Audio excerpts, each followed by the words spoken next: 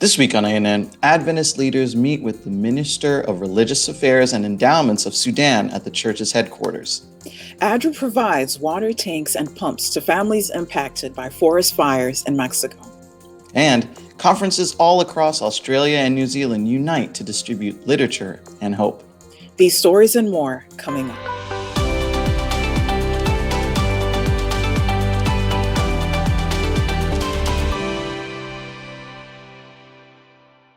Thank you so much for joining us this week. First in the news, on Monday, May 24, President of the Seventh-day Adventist World Church, Ted N.C. Wilson, and several selected delegates from the General Conference of Seventh-day Adventists met with Minister of Religious Affairs and Endowments for the Republic of Sudan, Naserldeen Mofarih. Mofarih was joined by Amira Agarib, Deputy Chief of Mission at the Embassy for the Republic of Sudan, and Putrus Komi, Advisor for Christian Affairs to the Minister of Religious Affairs and Endowments. In addition to Wilson, GC representatives included individuals from the church's Health Ministries Department, GC Women's Ministries, Advent Healthcare System, and the Adventist Development and Relief Agency. Mofarih's visit stems from the country's desire to reintegrate into the international cooperation of nations. A key component of this process is a deliberate effort by the new Sudanese government to engage the world with proof of openness to multiculturalism and interreligious peaceful coexistence. Director for the Adventist Church's Public Affairs and Religious Liberty Department, Ganoun Diop, said on a geo-socio-political scheme of international affairs and relations, the Republic of Sudan is at a junction in its long, rich, and complicated history. The country's leaders have a renewed desire to see their national economy flourish, and they're taking serious steps in committing to justice by reinstituting worship places and allowing religious freedom in their country.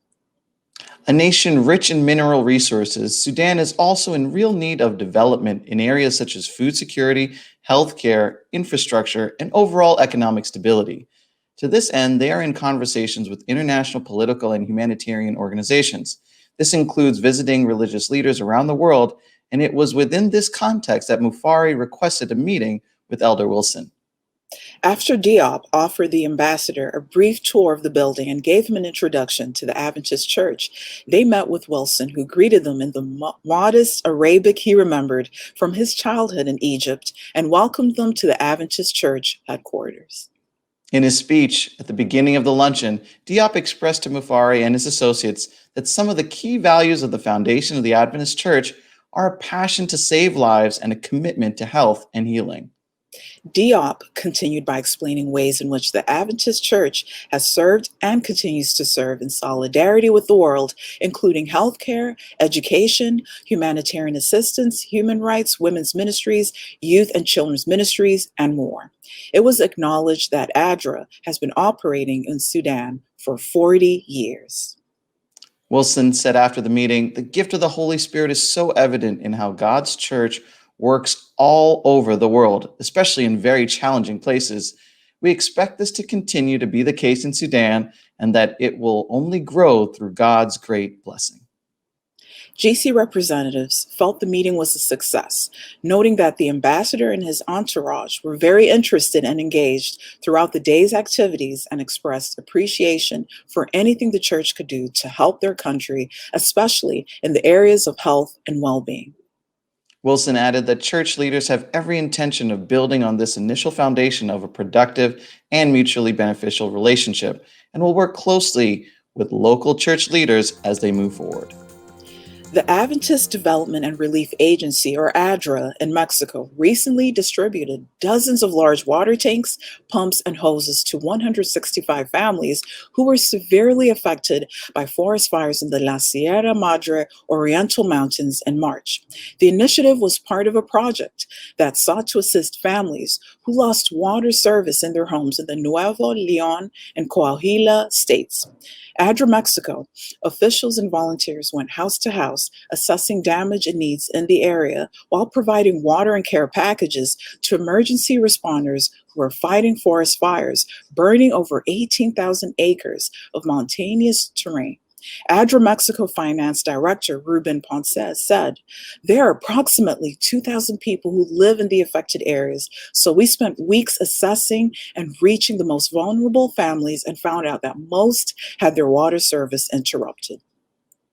Volunteers distributed 80 large 450-liter capacity water tanks, 40 water pumps, and 350 50-meter hoses. Many families had never had access to water in their home. It's such a marginalized area that many are now able to have running water for the first time. The efforts took coordination from federal, state, and municipal authorities during the needs assessment of each household and family affected. So far, ADRA has identified 4 additional families that do not have any wells or rivers nearby to provide a solution for water. Ponce said that in many ways, the forest fires shed light on the needs of the poor families who live in precarious conditions in the mountainous region. ADRA leaders from the Northeastern and Montana Church regions continue to visit the area every weekend to survey additional needs. This month, for the first time in recent history, every conference in Australia and New Zealand united to distribute Hope for Troubled Times, a sharing book written by Adventist evangelist Mark Finley. Conferences and local churches had the option of distributing the book at any time during the month of May, or specifically handing it out on May 15, which was designated as Impact Day. 55,000 copies of the book were pre-ordered at a bulk price and printed especially for this occasion. The churches and conferences soon ran out of books to hand out and requested a second print run of 18,000 books. Literature Ministry Coordinator for Australia and New Zealand, Brenton Lowe, said, "We chose to organize Impact Day month because we believe in total member involvement, that every member of the Adventist Church can get involved in sharing Jesus. Some churches had a book table where members were encouraged to take a handful of books and share them with friends and neighbors during the week. Other churches handed out books and invited people to vegetarian cooking classes. In the North New Zealand Conference, the New Plymouth, Palmerston North, and Waunow churches handed out around 450 books and have made Sabbath afternoon canvassing a regular part of their church program. According to reports received from the conferences, 59 churches in the South Queensland Conference and 33 churches in the Western Australian Conference were involved in distribution. Lowe notes that some churches missed out on the opportunity to be part of the movement this year, but will have the chance to do so in the future. There are already plans to make Impact Day and month an annual event, focusing on a different sharing book each year. Over an 8-day span, dozens of people were involved in recording the first Christian production shot in the state of Amazonas, Brazil.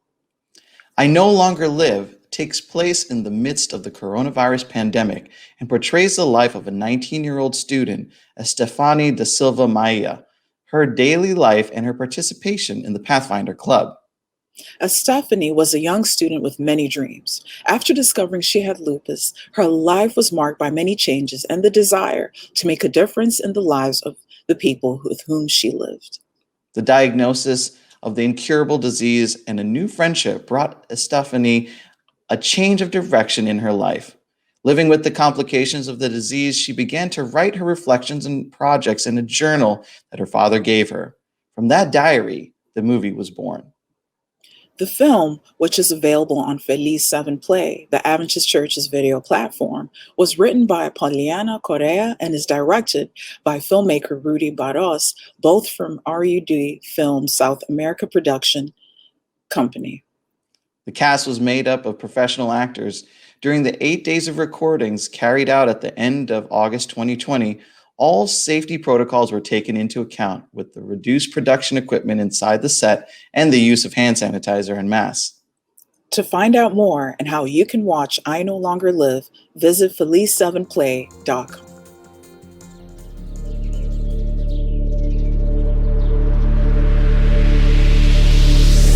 Buenos días. Hubo un tiempo en el que no sentía nada. Ni siquiera a Dios. ¡Atención, unidad Bellatrix! ¡Firmes!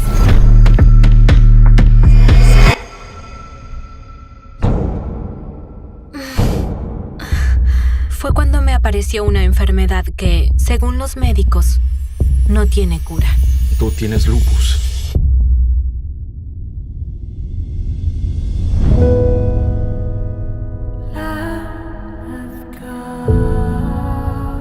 Veo en todo esto nuevas oportunidades para mejorar, para cuidar a los que están alrededor. Mamá, ¿Dayan puede venir aquí? Mejor no, hija. Ustedes están en el grupo de riesgo. Quería estar en primera línea, ayudando. Pero ahora me quedé en la retaguardia.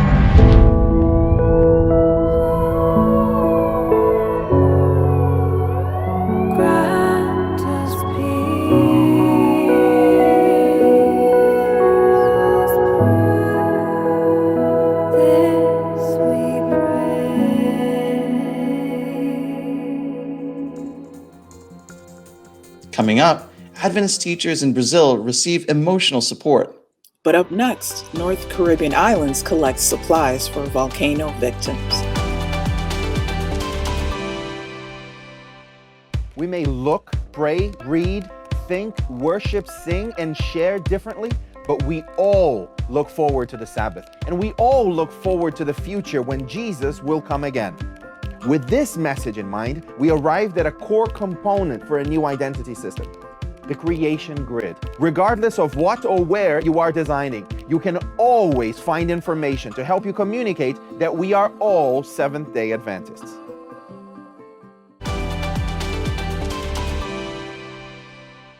Welcome back.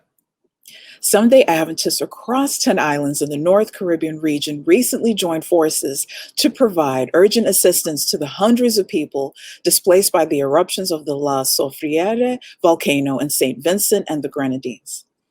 The volcano, which had been dormant for more than 40 years, sent lava streaming down the mountain and engulfed the Southeast Caribbean's atmosphere with toxic ash last month. Health Ministries Director for the Adventist Church in the English Caribbean Territory, Alexander Isaacs, said that there were large gaps in basic needs, including water, food, hygiene, and more. At the start of the eruptions on April 9, 2021, more than 20,000 people were displaced and unable to return to their homes. The Adventist Development and Relief Agency, or ADRA, through its local North Caribbean Conference Director, Wilma James, collaborated with the region's community services leader to commission a prompt response to alleviate the discomfort of residents in St. Vincent and the Grenadines. Leaders also collected a special disaster offering throughout all of its congregations on April 24. 4 20-foot containers filled with supplies were collected in St. Croix. Other containers collected last month in St. Eustatius, Anguilla, Tortola, and St. Martin included thousands of cases of water, personal hygiene care packages, cleaning agents, toiletries, and clothing. In addition, church members in St. Thomas raised thousands of dollars for St. Vincent. More shipments were sent this month as well. James said ADRA emergency teams worked on the ground to mobilize members to support the need on the island of St. Vincent. He said, "We are grateful to God for the members coming together for this mission of mercy. We believe that several factors contributed to the response, including the structure set up by ADRA over the years in the island territories, ADRA depots established on every island to activate during emergencies, and the generosity of church members." Donated supplies went to people still at the 10 shelters overseen by the Adventist Church in St. Vincent and the Grenadines. Additional supplies were provided to the ongoing daily feeding program provided by the church in St. Vincent. Church members in the North Caribbean Conference will continue to raise funds to support the community in the aftermath of La Soufriere in the days and weeks ahead. It Is Written has announced a brand new children's evangelism resource, Buried Treasure. The comprehensive 21-day program is specially designed to minister to children during an evangelistic series, Vacation Bible School, Sabbath School, or similar event.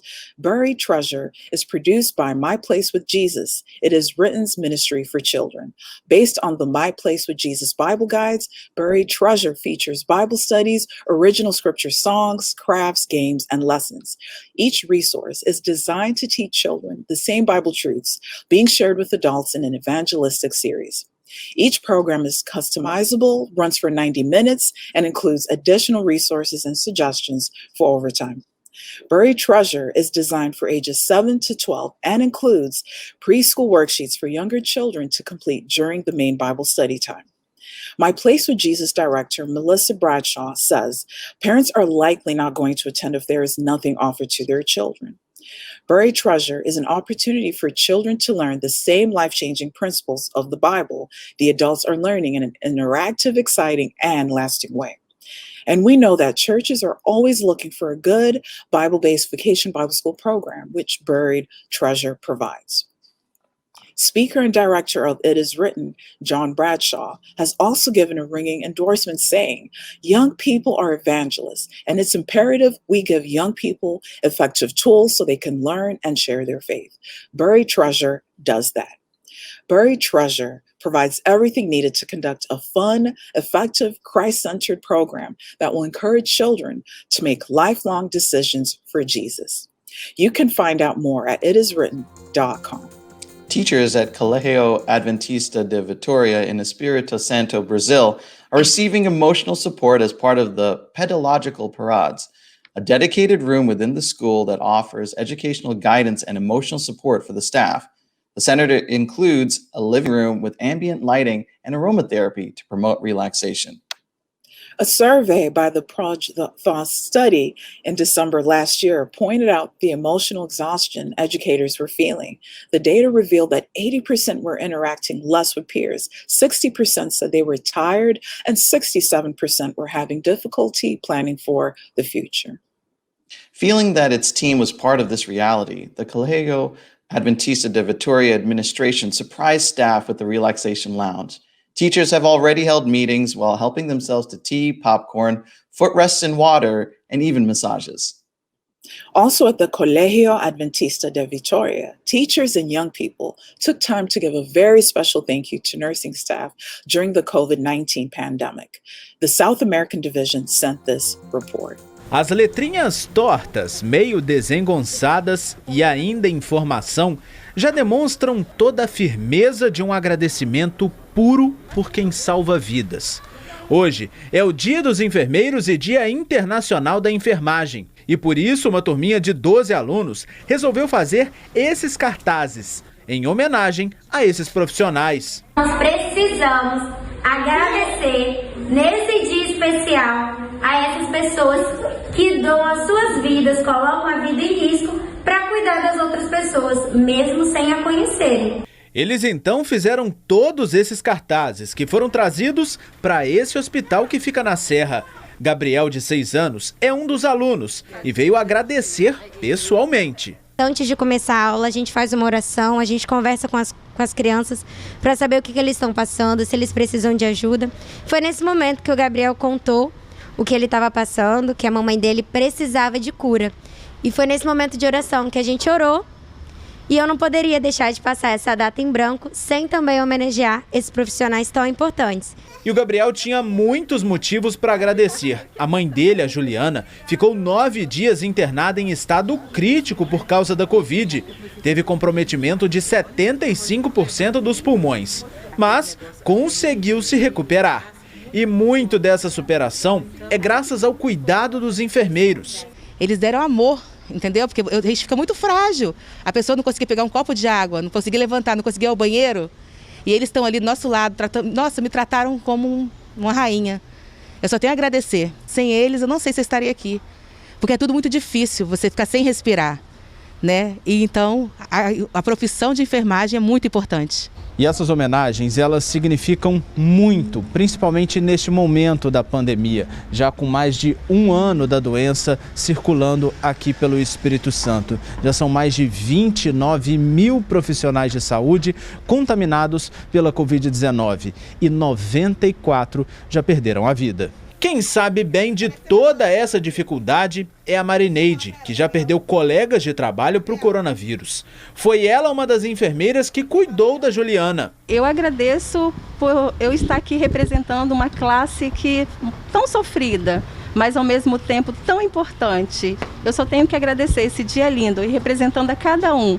Eu sei que é uma grande responsabilidade representar cada um, Mas hoje eu estou aqui e eu agradeço por cada profissional que está atuando, que já atuou, e eu só tenho que agradecer. A Marineide é que vai transmitir a homenagem e os cartazes para os colegas. Heróis de uma linha de frente que muitas vezes passam despercebidos, mas a quem todos nós devemos um muito obrigado. Profissionais que salvam vidas, sejam nos hospitais ou na luta pela ciência e pela informação. Coming up, David Trim is here for This Week in Adventist History. But up next, Adventist Mission shares scripture and song.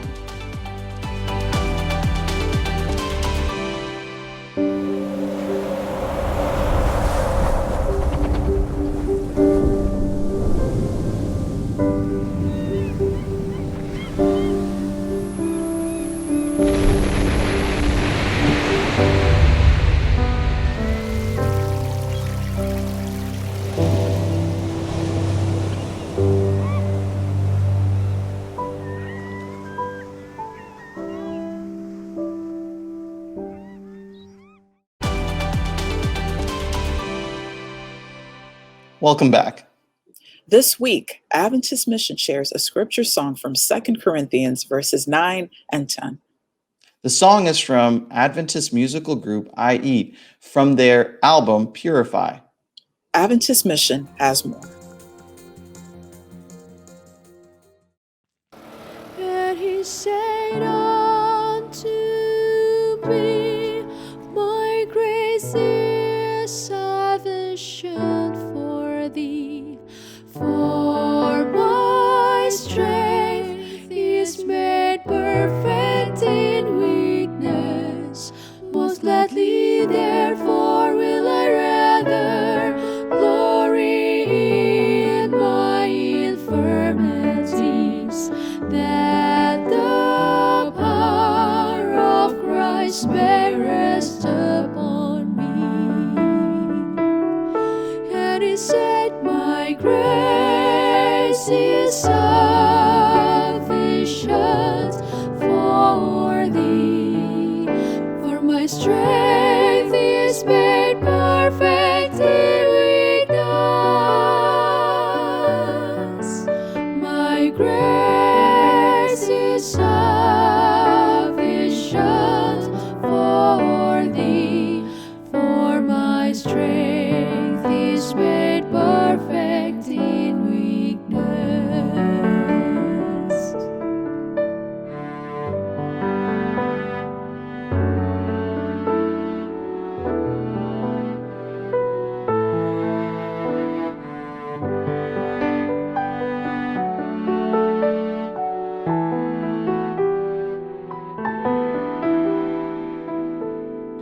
Therefore I take pleasure in infirmities, in reproaches, in necessities, in persecutions, in distresses for Christ's sake. For when I am weak, then am I strong. And he said, my grace is sufficient for thee, for my strength is made perfect in weakness. My grace is sufficient for thee, for my strength is made perfect in weakness. My grace is sufficient for thee, for my strength is made perfect in weakness.